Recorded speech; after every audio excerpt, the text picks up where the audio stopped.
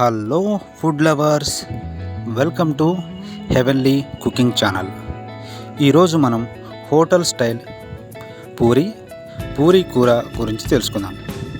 నేను చెప్పిన tips as it ఈస్గా ఫాలో అయినట్లయితే మీకు ఖచ్చితంగా హోటల్ స్టైల్ మెత్తటి పొంగే పూరి, టేస్టీ పూరీ కూర ఖచ్చితంగా వచ్చి తీరుతుంది. ముందుగా మనం పూరీ తయారీ గురించి తెలుసుకుందాం. దీనికోసం ముందుగా బేసిన్లో 1 కప్పు పూరీ పిండిని తీసుకోండి. దీనిని ఆటా అని అంటారు. హోటల్ స్టైల్ పూరీకి ఖచ్చితంగా పూరీ పిండి లేదా ఆటాని మాత్రమే తీసుకోవాలి. అప్పుడే పూరీ టేస్టీగా మరియు పర్ఫెక్ట్గా వస్తాయి. పూరీ పిండిని ఈ విధంగా తీసుకొని ఇందులో 1/2 టీ స్పూన్ సాల్ట్ని యాడ్ చేయండి. తర్వాత కొద్దిగా నీళ్లు పోస్తూ కలపండి. ఏమాత్రం ఉండలు లేకుండా బాగా మర్దనా చేసినట్లు ఒక 5 నిమిషాల పాటు కలపాలి. పిండి ఏమాత్రం గట్టిగా కాకుండా అలానే లూజ్గా కూడా ఉండకూడదు. నేను చూపించిన విధంగా సాఫ్ట్గా వేలు పెడితే గుంట పడేలా ఉండాలి. ఇలా కలిపిన పిండిని తడిగుడ్డ మీద కప్పి ఒక పావు గంట సేపు పక్కన పెట్టాలి. ఈ లోపు మనం పూరీ కూరని చేసుకోవచ్చు. పూరీ కూర తయారీకి స్టవ్ మీద బాండిని పెట్టి అందులో 1/2 లీటర్ నీటిని పోయాలి.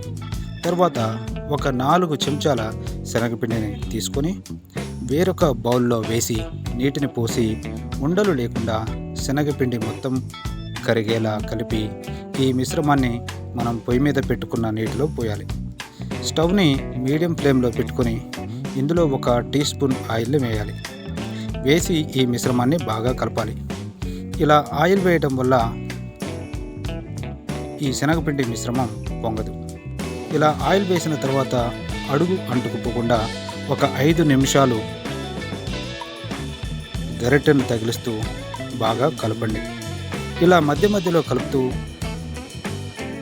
ఈ శనగపిండి మిశ్రమాన్ని కలుపుతూ ఉండాలి.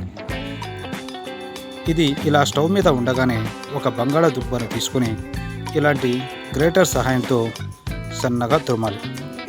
ఇలా తురిమిన బంగాళాదుంప తురుమును ఇందులో వేసి కలపాలి.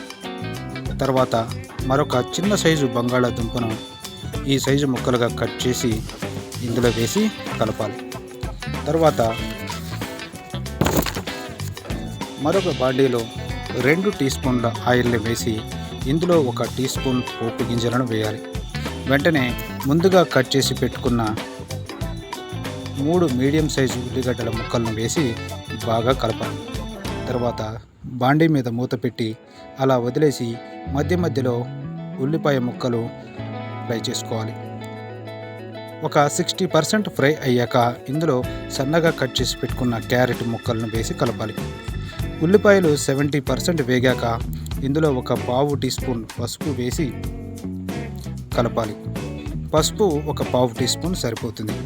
అంతకంటే ఎక్కువ వేస్తే పూరీ కూర పసుపు పచ్చగా ఉండి అంతగా బాగుండదు, గుర్తుపెట్టుకోండి. తర్వాత ఇందులో 1/2 టీ స్పూన్ అల్లం వెల్లుల్లి పేస్ట్ని వేసి పచ్చివాసన పోయేంత వరకు బాగా కలపాలి. ఉల్లిపాయలు ఈ మాత్రం వేగాక ఇందులో కరివేపాకును వేయండి. కరివేపాకు కొంచెం పచ్చిదనం పోయాక ఈ ఉల్లిపాయల ముక్కలను ఏమాత్రం పచ్చిగా లేకుండా ఈ మాత్రం వేగాక తీసి స్టవ్ మీద ఉన్న శనగపిండి మిశ్రమంలో వేయాలి. శనగపిండి మిశ్రమంలో ఉల్లిపాయలు వేసేటప్పుడు అందులో ఉన్న వాటర్ సగం వరకు ఇంకిపోయి ఇంకొక సగం మిగిలి ఉన్నప్పుడు కరెక్ట్ సమయం అని గుర్తుపెట్టుకోండి. ఇలా ఉల్లిపాయ ముక్కలను ఈ మిశ్రమంలో వేసి బాగా కలపాలి.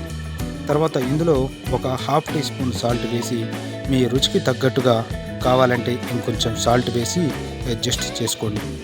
ఇలా మధ్యలో కలుపుతూ పూరీ కూర చిక్కబడేలా చూసుకోండి. ఇంకొక 3 నిమిషాల్లో దించేస్తాం అనగా ముందుగా రౌండ్గా కట్ చేసి పెట్టుకున్న పచ్చిమిరపకాయ ముక్కలను వేసి బాగా కలపండి. పచ్చిమిరపకాయలు జస్ట్ ఒక 20% ఉడికితే చాలు. మరీ మెత్తగా ఉడికినా బాగోదు. పచ్చిమిరపకాయలు కొంచెం పచ్చిగా నోటిగా తగిలితే ఆ టేస్టే వేరు. తర్వాత పూరీ కూర ఈ కన్సిస్టెన్సీ వచ్చాక స్టవ్ ఆఫ్ చేసి పక్కన పెట్టుకోవాలి. తర్వాత స్టవ్ మీద బాండి పెట్టుకొని డీప్ ఫ్రైకి సరిపడా ఆయిల్ని పోసుకోవాలి. ఒక పక్క నూనె కాగుతుండగా ముందుగా కలిపి పెట్టుకున్న పూరీ పిండిని మరొకసారి కలిపి చిన్న ఉండలుగా చేసి పెట్టుకోండి. తర్వాత ఈ పిండి ముద్దలను ఆయిల్ వేసి పూరీలుగా రుద్దుకోండి. పూరీలు రుద్దేటప్పుడు ఆయిల్ని వాడితేనే మంచిదండి. పిండిని వాడినట్లయితే ఆ పిండి మొత్తం కడాయిలో ఉన్న ఆయిల్లో పడి మొత్తం నల్లగా మారిపోతుంది. పూరీలను రుద్దుకునేటప్పుడు మరీ పలుచగా కాకుండా మరీ మందంగా కాకుండా రుద్దుకోవాలి. మరీ పలుచగా రుద్దినట్లయితే అప్పడాల్లాగా, మందంగా రుద్దితే బూరెల్లాగా వస్తాయి అని గుర్తుపెట్టుకోండి. తర్వాత ఆయిల్ హై ఫ్లేమ్లో పెట్టుకొని నూనె కాగిందో లేదో తెలుసుకోవడానికి చిన్న పిండి ముద్దను వేసి చూడండి. వెంటనే పైకి తేలినట్లయితే నూనె కాగింది అని అర్థం. నూనె దాదాపు పొగ వచ్చేంత వేడికి దగ్గరలో ఉండాలి.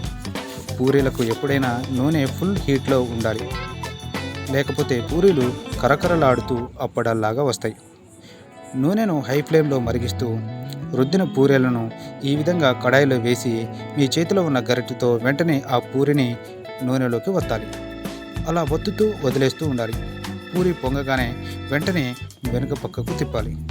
ఈ విధంగా పూరిని ఇలా వేసి అలా వెంటనే తీసే విధంగా హై ఫ్లేమ్లో పూరీని కాల్చుకోవాలి. ఇలా తయారు అయిన పూరీలను ఒక సర్వింగ్ ప్లేట్లోకి తీసుకోవాలి. చూసారా ఫ్రెండ్స్, రుచికరమైన హోటల్ స్టైల్ పూరీ రెడీ.